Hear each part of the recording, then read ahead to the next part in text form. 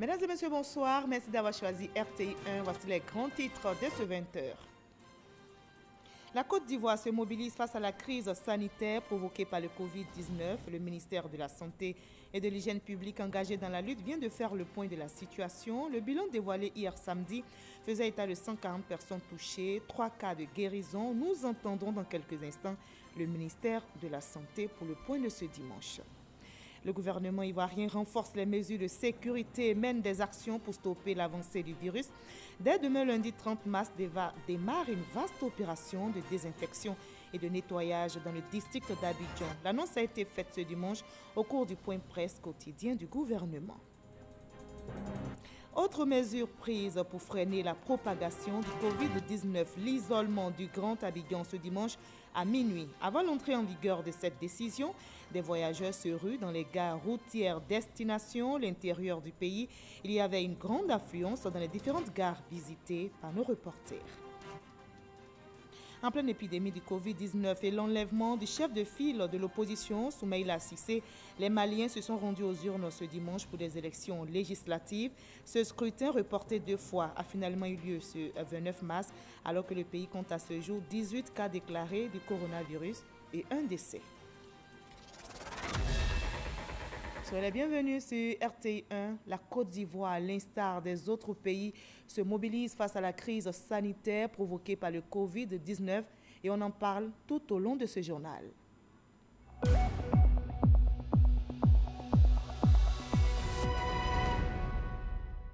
Le ministère de la Santé et de l'Hygiène publique, engagé dans la lutte contre le coronavirus, vient de faire le point de la situation.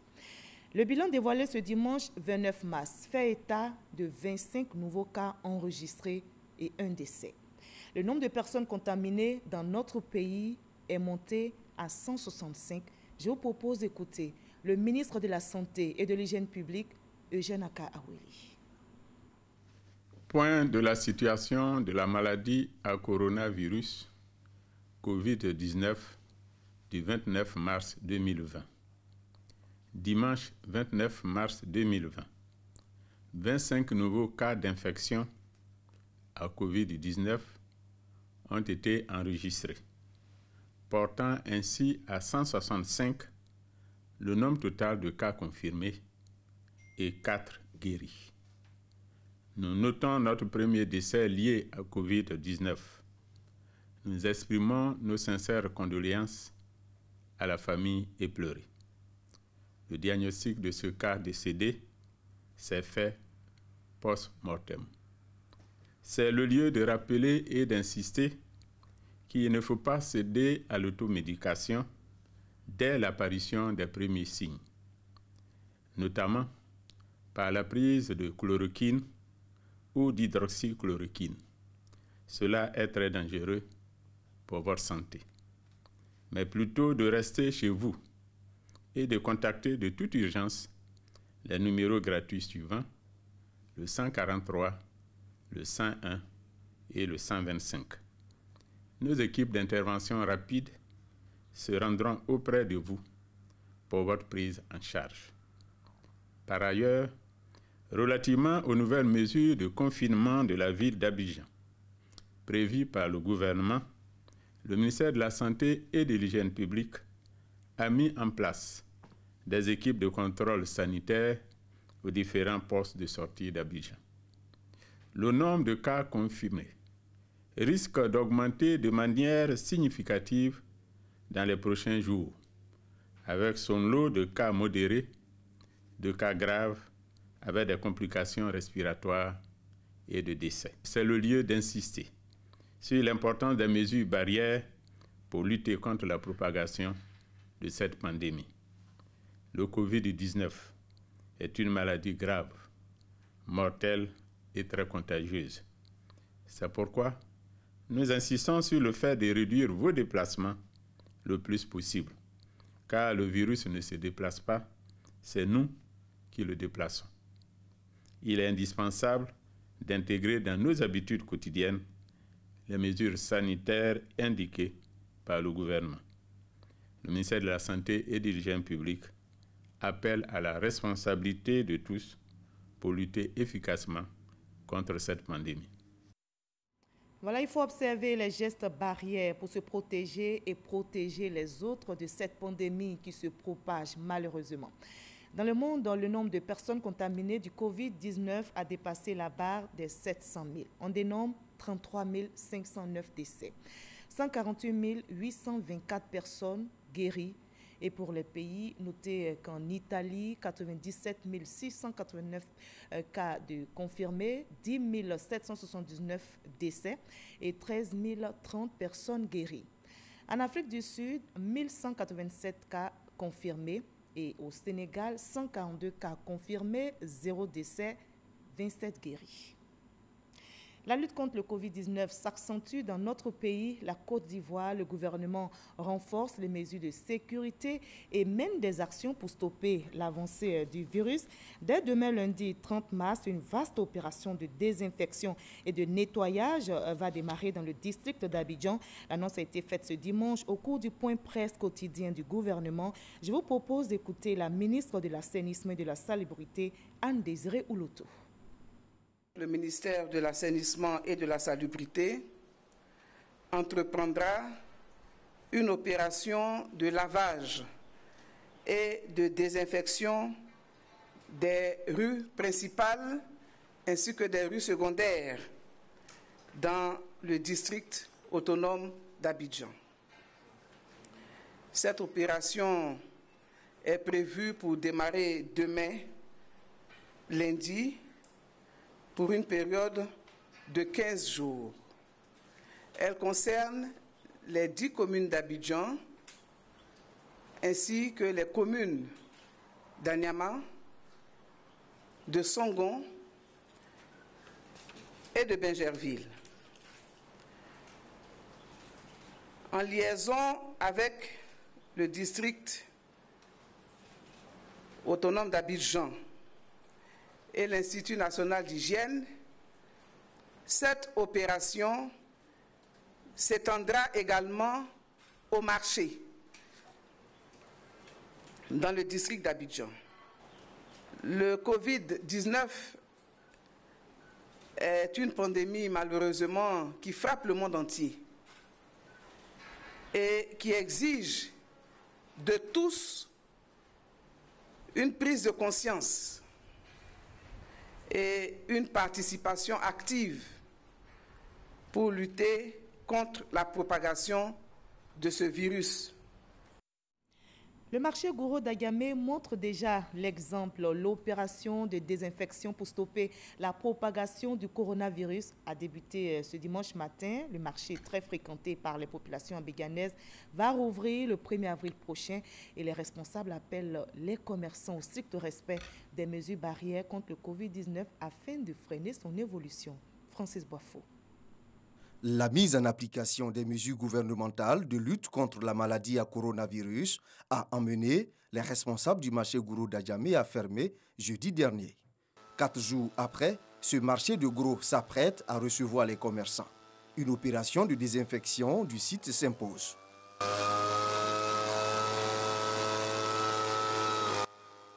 Le marché Gouro enregistre 2000 commerçants.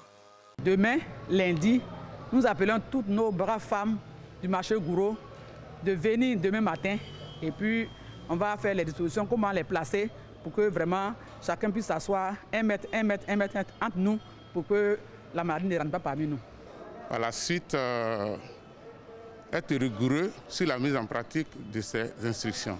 Le marché va ouvrir le mardi précisément. Il est construit sur 11 000 mètres carrés. Chaque jour, le marché Gouro accueille plus de 5 000 tonnes de produits vivriers. Le système sera toujours le même. Les camions viendront, puisque ici au marché nous avons 12 entrées. Mais nous allons ouvrir 5 et les 7 autres seront fermées.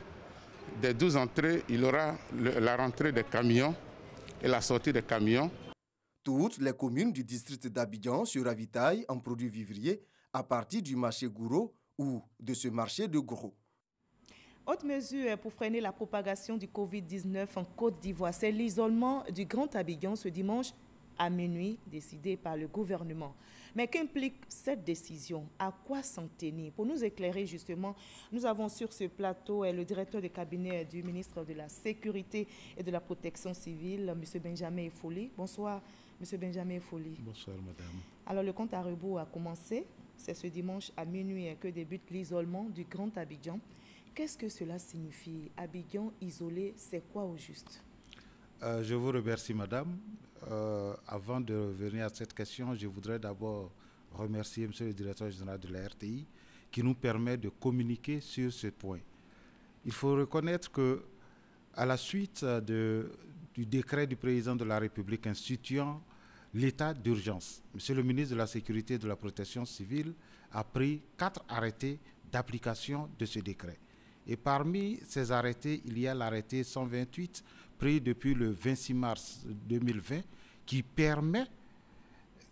entraîne l'isolement indirectement d'Abidjan puisqu'il interdit tout déplacement de personnes entre le Grand Abidjan et l'intérieur du pays. Le Grand Abidjan ici s'entend le district autonome d'Abidjan auquel s'ajoutent les villes de toutes les communes.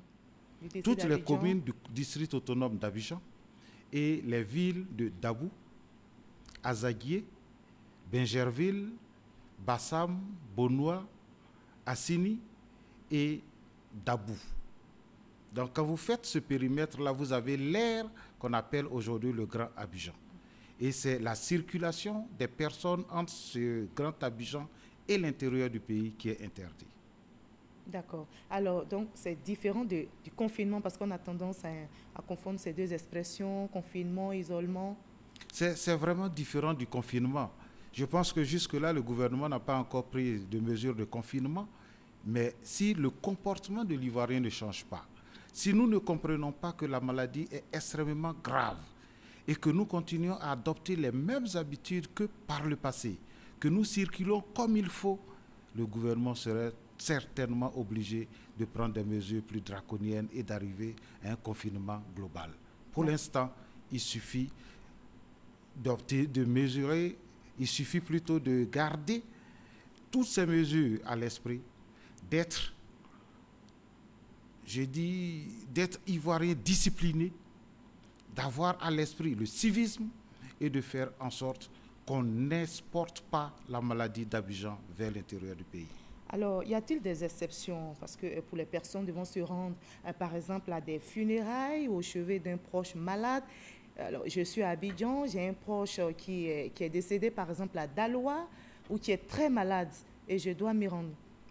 Madame, je voudrais qu'on comprenne que nous ne sommes pas en situation ordinaire. Nous sommes dans une situation exceptionnelle. Mais il y a des urgences, c'est vrai. L'arrêté déjà prévoit que pour certains cas, par exemple le transport de denrées alimentaires, le transport de produits pharmaceutiques et bien d'autres cas, l'arrêté exclut ces transports-là de la proscription. Mais en dehors de ces cas qui sont énumérés dans un article 2 de l'arrêté, pour tous les autres cas, il faut obtenir un laissez-passer. Auprès de À Abidjan, le laissez-passer obtenu auprès du cabinet du ministre de la Sécurité et de la Protection civile et à l'intérieur du pays auprès des préfets. Mais ce laissez-passer, j'insiste, devrait être exceptionnel et non la règle. D'accord. Alors, quand courent les contrevenants à cette mesure d'isolement du Grand Abidjan? La police est sur le terrain. La police n'est pas que sur les 6 corridors que nous avons établis autour d'Abidjan, mais si vous passez par des voies de détournement, que vous vous retrouvez sur le terrain, à n'importe quel niveau, vous allez rencontrer la police et la gendarmerie qui sont sur le terrain, qui ont reçu des instructions et qui doivent faire en sorte que la mesure soit appliquée. Et dans le respect des droits de l'homme. Dans le respect des droits de l'homme, comme la police le fait jusque-là. Vous ne le savez pas suffisamment, mais l'application du couvre-feu montre que la police est une police à visage humain. Si vous suivez le point de presse aujourd'hui, vous allez savoir que la police accompagne par exemple des personnes qui sont dans des cas de maladie et autres. On ne voit pas que tout ce que la police fait. Mais notre police est une police respectueuse des droits de l'homme.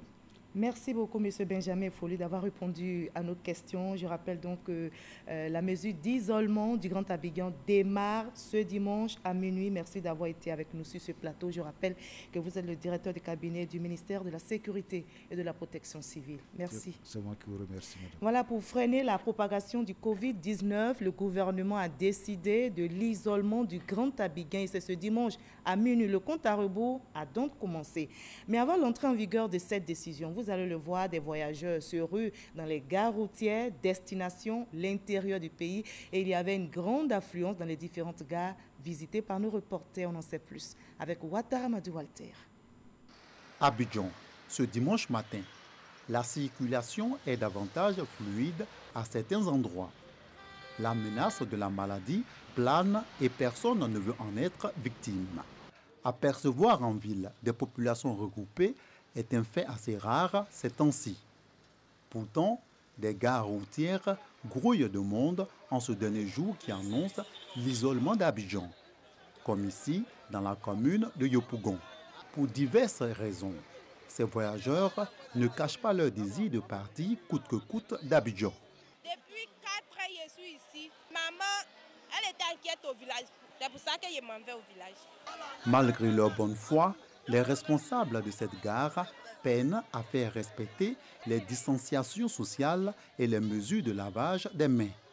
Tant que les gars ne respectent pas les règles, ils ne vont pas monter dans le car d'abord. Autre lieu, toujours dans la commune de Yopougon. Cette compagnie de transport de passagers connaît aussi une ambiance particulière. Avec sa capacité de transporter environ 700 voyageurs les jours de grande affluence, alors qu'on évalue à plus de 1500 présents sur la gare, le responsable avoue être débordé par le nombre de voyageurs. Nous avons limité le nombre de départs, nous avons limité le nombre de passagers à prendre parce qu'il faut une certaine disposition dans les cars pour ne pas que les cars soient bondés de monde.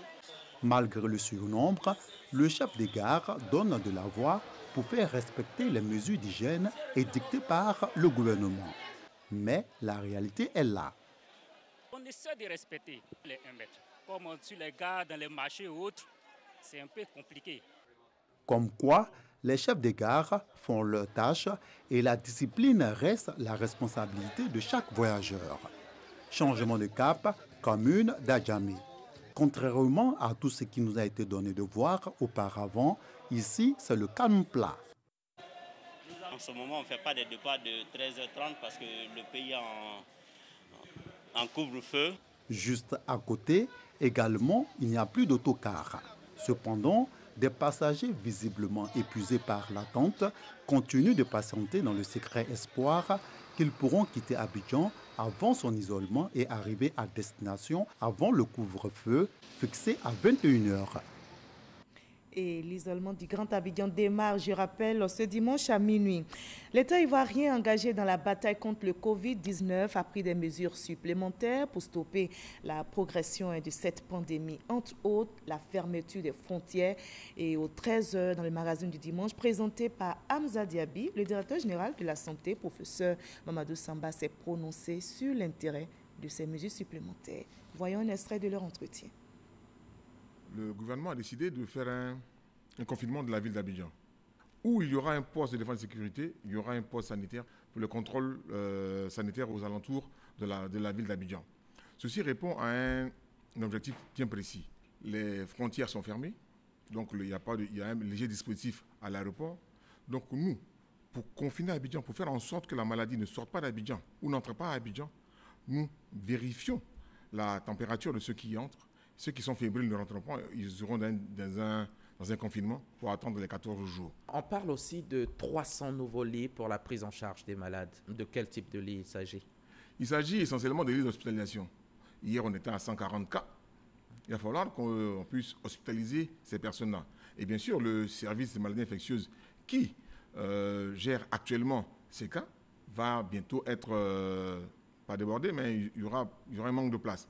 Donc nous avons prévu à Abidjan délocaliser ces lits de sorte qu'on puisse, dans des préfabriqués, installer de nouveaux malades. La maladie Covid-19 est une maladie très contagieuse. Donc nous privilégions au jour d'aujourd'hui une réanimation de type particulier. Les laboratoires qui vont entrer dans le système, on a déjà l'Institut Pasteur de Côte d'Ivoire, qui est déjà notre laboratoire de référence. Nous avons également le CEDRES, qui est un laboratoire au sein du CHU de Treichville, et le Retrocir, qui est également au sein du CHU de Treichville, et qui est capable de faire ce type d'examen.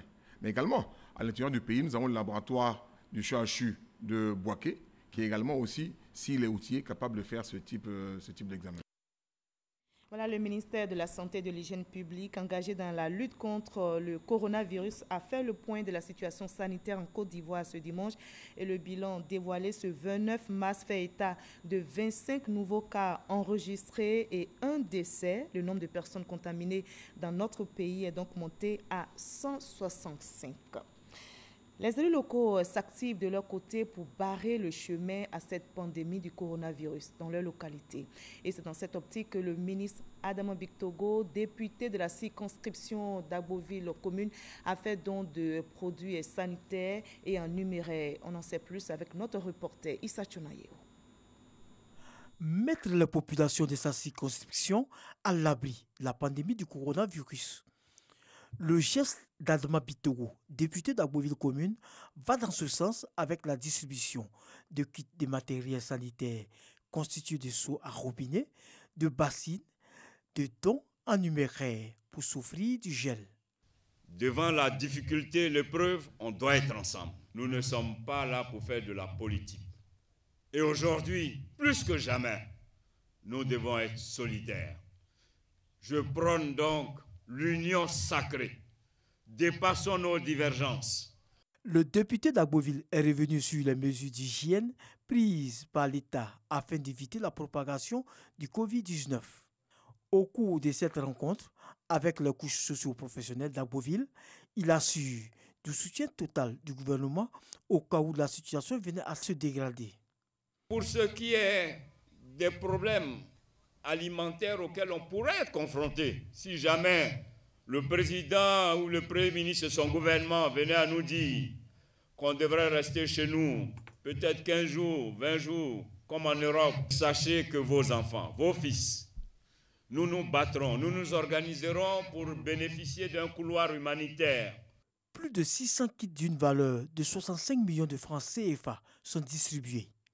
Les populations promettent de jouer leur rôle dans la sensibilisation de proximité.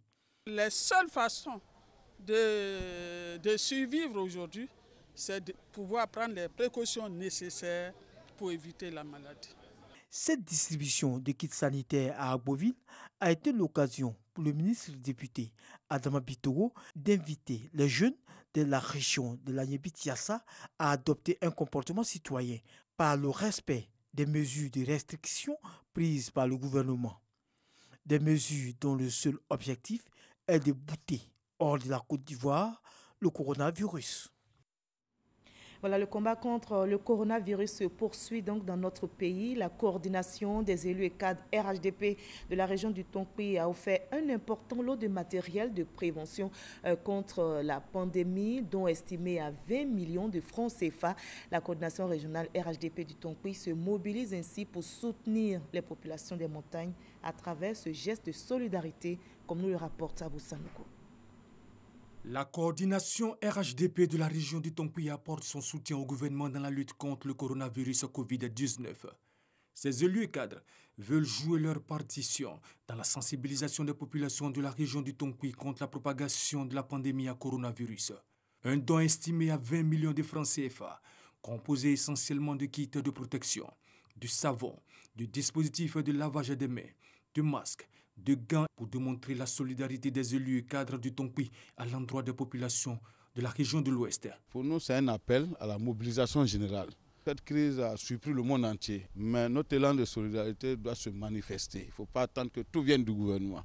C'est ce que nous voulons lancer comme appel et créer à partir de ce que nous venons de faire, l'appel général à la mobilisation citoyenne pour soutenir les efforts du gouvernement afin d'arrêter la propagation d'abord du virus par le comportement simple et deuxièmement, afin de soutenir des familles qui ont besoin d'être soutenues en ces temps de difficultés. Les élus et cadres RHDP de la région du Tonkpi, en lutte contre le coronavirus Covid-19, invitent leur population au respect scrupuleux des mesures prises par le président de la République Alassane Ouattara et à l'observation des directives du ministère de la Santé et de l'Hygiène publique. Ils iront à leur rencontre pour la poursuite de la sensibilisation contre la pandémie. Voilà, l'élan de solidarité en cette crise sanitaire du Covid-19 se renforce. Nous allons aller maintenant dans la région du Boclé où les cadres se sont mobilisés pour faire des dons de matériel de prévention du Covid-19 aux populations. Sam Konan. Les cadres du Boclé ne veulent pas du coronavirus Covid-19 dans la région.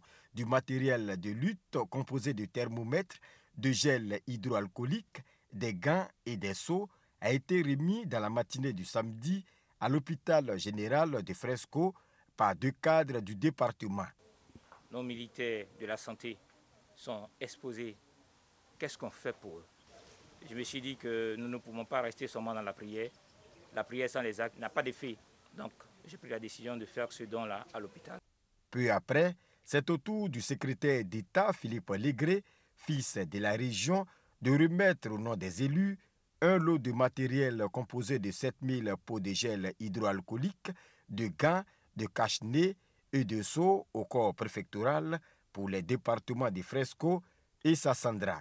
Je suis ici pour apporter un appui aux parents, un appui à l'autorité préfectorale et pour permettre aux parents de lutter contre le coronavirus.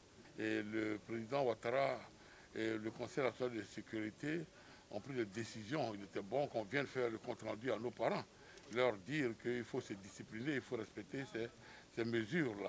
Le secrétaire général de préfecture de Fresco, Jérôme Abokofi, a insisté pour terminer sur la discipline et le civisme, et surtout le respect des gestes barrières édités par le Conseil national de sécurité. À des 8 communes de la région du Bélier, le dimanche est jour de marché. Le secrétaire d'État Brice Kwasi, maire de cette commune, et son équipe ont donc occupé les corridors et le marché pour inviter les populations au strict respect des mesures d'hygiène afin de faire barrage à ce virus mortel. Kader Sogodogo. Didier vit entrée sud de la ville. Le maire occupe le corridor. Moto, véhicules personnels ou de transport, tous les passagers sont soumis à l'application du gel hydroalcoolique. Vous venez d'où? De Thiébissou. Ce que nous allons essayer de faire, c'est montrer à toute la Côte d'Ivoire comment nous sommes ici organisés à Didier-Vie.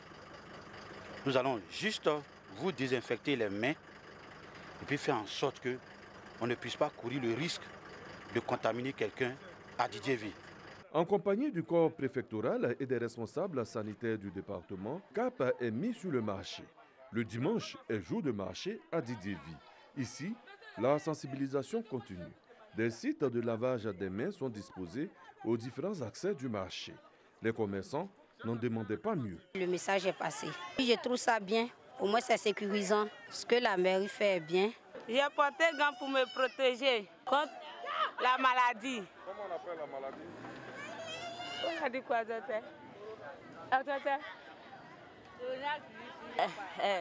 Coronavirus. La vision est claire. Faire barrage au coronavirus à Didier-Vie. Ce qui va suivre, c'est la mise en application de façon constante des mesures d'hygiène au niveau de la population. Et leur adhésion, telle que nous l'avons vu ce matin, nous donne beaucoup d'espoir que nous allons nous débarrasser de cette maladie, de cette pandémie. Depuis le 22 février, l'équipe municipale de Didier-Vie avait déjà doté toutes les administrations de kits d'hygiène. Désormais, le respect des mesures arrêtées par le chef de l'État est une priorité. La commune compte 14 000 habitants, environ 99 000 pour l'ensemble du département. Voilà, la mobilisation se renforce. Les chefs de village de Ndoussi et Boloville se mobilisent contre le coronavirus. Ils ont, à l'initiative du député Charles Niaoré, participé à des séances de sensibilisation contre la pandémie. Par ailleurs, les personnes du 3e âge ont reçu des kits de protection afin de continuer la sensibilisation dans leurs villages respectifs. Abou Sanogo. Les personnes âgées font partie des populations les plus à risque face au coronavirus Covid-19. À Ndoussi, ces personnes du 3e âge ne veulent pas rester en dehors des mesures utiles pour se prémunir de la maladie. Munis de masques, Elles ont été instruites sur les gestes simples pour éviter la propagation de la pandémie. Ces chefs de village et de famille d'Ondoussi-Boulville ont reçu des kits de prévention des mains du député Chagnaouré, responsable politique local RHDP, qui par ce geste les a exhortés au respect de toutes les mesures arrêtées par le gouvernement.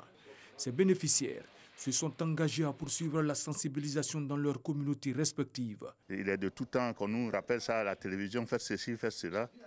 Mais aujourd'hui, avec le geste de l'honorable, on vient encore confirmer que le danger qui nous entoure est réellement présent. Je m'engage à respecter les mesures de l'État que nous sommes soumis à suivre. Des remerciements qui pour le donateur sont en l'honneur du gouvernement qui met tout en œuvre pour garantir la santé des Ivoiriens. Ce geste, c'est simplement pour apporter assistance et soutien à nos parents, mais surtout à travers les chefs, montrer l'exemple à nos populations qui les visitent, aux villageois qui les visitent, de ce que le danger est réel et que chacun de nous doit pouvoir prendre des dispositions pour se protéger soi-même, protéger autrui et protéger son village. Un plaidoyer qui, s'il est entendu, fera beaucoup de bien à ces personnes du troisième âge et à l'ensemble des populations ivoiriennes dans la lutte contre le coronavirus Covid-19. Parti d'Abidjan et depuis le 9 mars dernier, 3 artistes musiciens se sont fixés comme objectif de parcourir, tenez-vous bien, 716 km. La distance entre Abidjan et Korogo à pied. Et c'est leur contribution pour la paix et le développement de la Côte d'Ivoire, leur pays. La lutte contre le coronavirus est aussi d'actualité. Ils ont donc sensibilisé les populations durant leur périple. Témoignage Kader Sorodogo. Boclé, Paul Madis, Famien Jéricho. 3 artistes musiciens, une volonté commune, celle de la paix à travers des élections apaisées. Pour cela, c'est à pied qu'ils ont quitté Abidjan. Destination, Korogo. Au total, 716 km.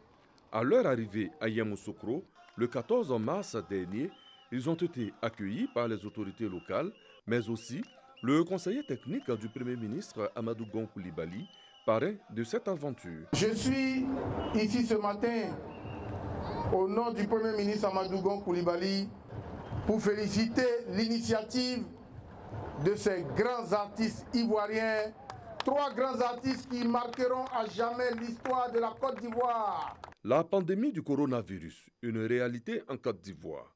Nos artistes marcheurs apportent leur contribution durant leur parcours. À Boaké, ils ont décidé de donner de la voix. À la population, c'est de respecter les consignes de sécurité sanitaire établies par le gouvernement.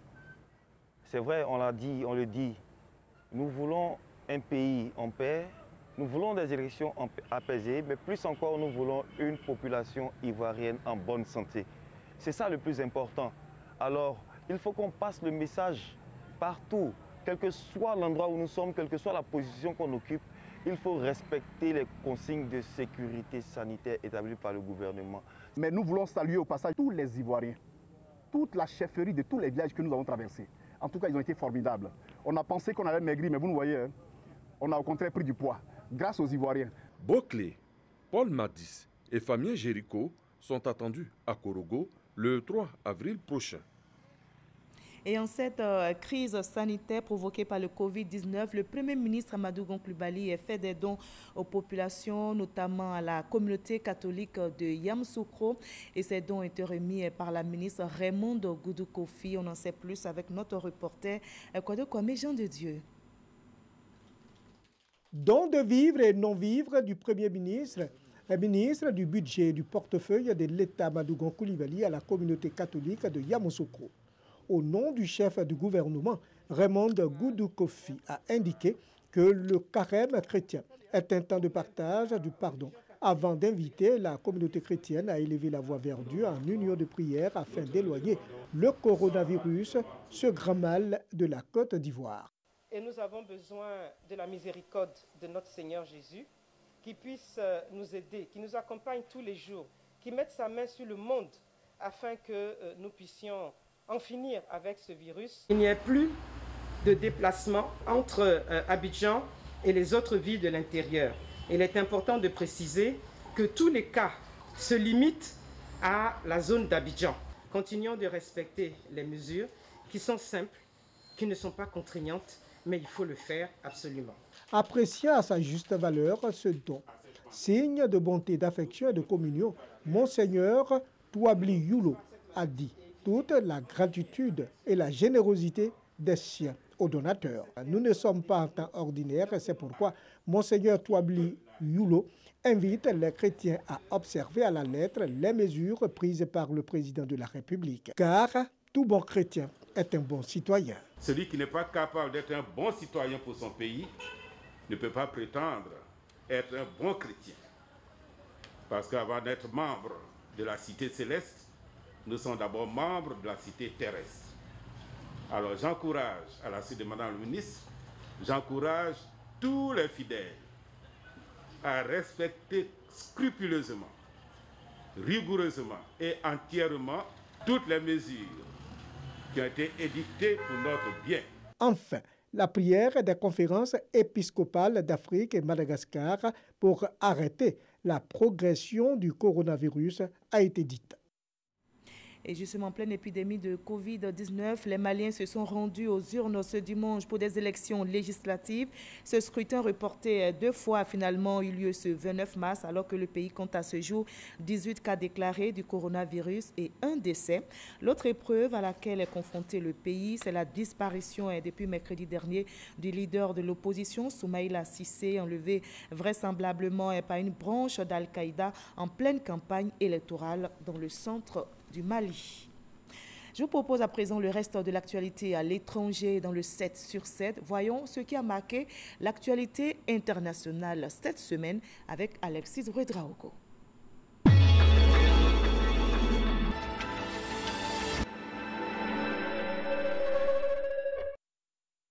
Lundi, en Afrique du Sud, les cas confirmés se sont multipliés en 24 heures, passant à plus de 400. Le président Cyril Ramaphosa a annoncé un confinement national sur 3 semaines avec le déploiement de l'armée dans les rues. Mardi en France, Manu Dibango, saxophoniste camerounais de renommée internationale, est décédé des suites du coronavirus. Il avait 86 ans. Des milliers d'infirmiers au Zimbabwe ont entamé mercredi une grève pour protester contre le manque d'équipements pour lutter contre la pandémie. Ils exigent des autorités des équipements de protection adaptés. Jeudi au Sénégal, les 96 personnes testées positives au Covid-19 ont été prises en charge dans les différents hôpitaux du pays et entamé un traitement de chloroquine. Pour le professeur Moussa Seydi, les résultats sont déjà encourageants. Le Sénégal compte à ce jour 147 cas enregistrés et 27 guéris. Avec 136 cas confirmés de Covid-19 vendredi, le président ghanéen a indiqué qu'il souhaitait évaluer les répercussions d'une mesure de confinement avant de se prononcer sur son adoption. La principale confédération syndicale du pays, elle appelle depuis la semaine dernière au confinement. Au moins 15 000 personnes sont placées en quarantaine dans le nord de l'Inde, potentiellement contaminées par la même personne, un gourou décédé du Covid-19 et suspecté d'avoir été un super propagateur. De retour d'Italie, le gourou de 70 ans est allé prêcher dans une quinzaine de villages avant de tomber malade et de décéder. Notons que ce samedi, un bébé de moins de 1 an est décédé dans l'État de l'Illinois aux États-Unis du Covid-19. Le Premier ministre tchèque a invité le président américain à rendre le masque obligatoire. La République tchèque a rendu obligatoire pour ses citoyens le port d'un masque en public. Le pays a enregistré 2663 cas confirmés de coronavirus et 13 décès.